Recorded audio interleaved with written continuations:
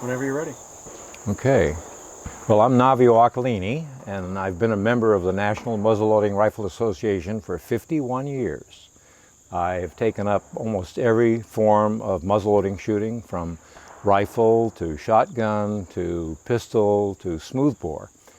But in the late 80s, I came down with a little medical problem, and I wasn't able to continue building and shooting muzzleloaders. So I took up something else. We thought we should have a primitive bow range up here, especially good for families, because youngsters as well as the seniors could shoot up here.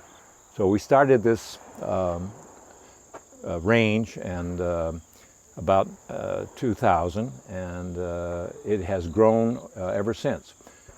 Now I'd like to talk about some of our primitive bows, because this range basically is here for primitive shooting, not only muzzleloading but also for bows and arrows. Way back in time, the simplest bows were probably made from a branch. This is an Osage Branch Bow. It doesn't take a whole long time to make. You have to actually cut the wood wet and then dry it up in the roof of your lodge, and then after it's dry you can start whittling on it. And this particular bow is actually a 45 pounder, so it'll cast an arrow very fast. Eventually, with the metal tools, they could cut more wood, and this came from a hickory tree that was split, and this would be kind of a typical everyday walking bow. Never leave home without it. This particular style is Lenape, which is distinguished by this knock here. Lenape are the Delaware, and as you can see, this is the outer part of the tree with where a knot was going to form, and this is kind of a repair job because this part of the bow got weak, and so by putting a piece of horn or wood here and putting sinew and gluing it, it actually repaired the bow. So most Native Americans had two bows. They had the everyday walking bow, and then they had the big game or roaring bow. This is almost an exact copy of a 1660 bow that came out of Massachusetts from a Wampanoag. It's very unique in two ways. First of all, it has a high riser, which most of the everyday bows did not have, because it requires you to remove an awful lot of wood. But in 1660, he probably had some metal tools to do that with. The other thing that's unique about this bow, it has a trapezoidal belly. You can see that the inside is actually slanted. And this is the only bow that I have ever seen in books or in real life that have that kind of design. This bow is about 45 pounds. It's made out of hickory, which the original was. And it also shows you that they were quite tall. Another design, which is very, very unique, is from the Penobscot tribe, and they came from Upper Maine and the East Coast into Canada. And not sure how it ever evolved, but we think that when the hunting season rolled around, the fellow that was supposed to have his big game bow finished did not have it finished, and perhaps it snowed the night before, and his pals said, "Come on, we're going to go after the elk or whatever, some big game." And so he only had his everyday walking bow, so he took his son's bow and lashed it, made a quick string, and then that increased the poundage of his bow by maybe 20 pounds. Perhaps he's the one that got the elk, and maybe that's why the tribe adopted that style. What tribe is that? Penobscot. This is, I believe this is a Mohawk design. This one is a piece of Osage with rawhide on it. Again, an everyday walking bow.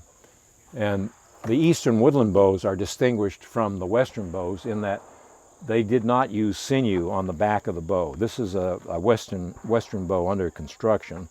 The western bows, the bow wood was very inferior to the eastern woods.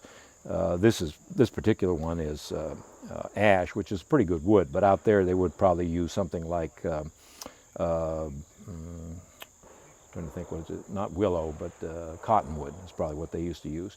But by taking sinew, which was the tendon out of a large animal, and beating it into getting individual strands, and then using hide glue, they would actually laminate the sinew on top of the back of the bow, and that would make it extremely strong and flexible. People have referred to it, right, here's one little piece here, you can see it. So those are laid down either individually or in mass, and after about 3 layers, you've added maybe 30-pound weight to the bow. But people referred to it as yesterday's fiberglass. And so it's been used for centuries. So that's what is distinguishing about a Western bow. We also have some different bows over here that we can talk about. This would be a war bow or a big game bow. Some tribes would put a effigy of a face on it or an animal figure. Again, they would not put a rest on their bows or even a wrap. And this is just a piece of hickory, shagbark hickory, and this bow is about 60 pounds. These are all bows that you've made. Yes, over the years, yeah. If I'm lucky, I can make about 10 to 12 bows a year. This is an ash bow that I made many, many years ago with a cutout rest. And of course, Native Americans didn't do that thing.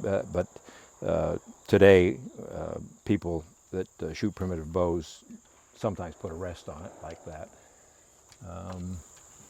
This bow is Osage. And Osage is pretty difficult to work because you have to take all of the sapwood, which is the first outer rings of the tree, and get down to the heartwood, which is very dense and very, very strong. Osage is probably one of the better bow woods today. But the trick is you have to remove all the rings above a single ring and chase that ring all the way down.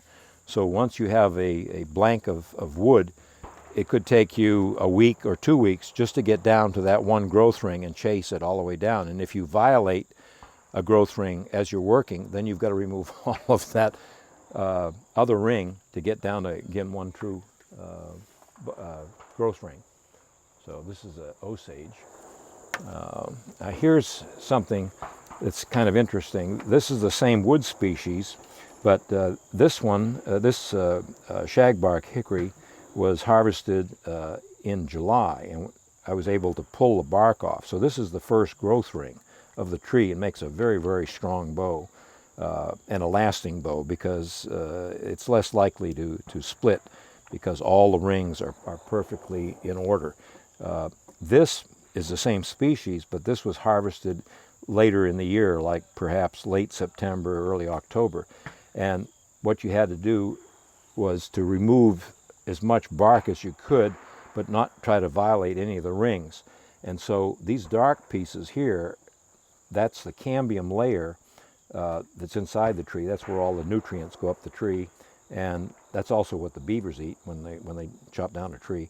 But that makes a natural camouflage, and that has to be removed very, very easily. And of course, you can't remove the dark stuff that's in these little valleys here, so you leave it. This takes a little more work to do.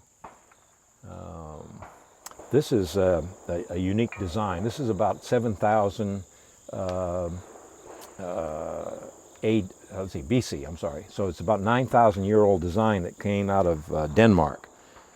Some people refer to it as an early Viking bow. What's unique about it are the tips, which are very narrow, really do not flex, but they act as a lever, much like an atlatl stick, okay? They shoot very well, and through a lot of testing, people have found out that they throw a heavy weight arrow quite well.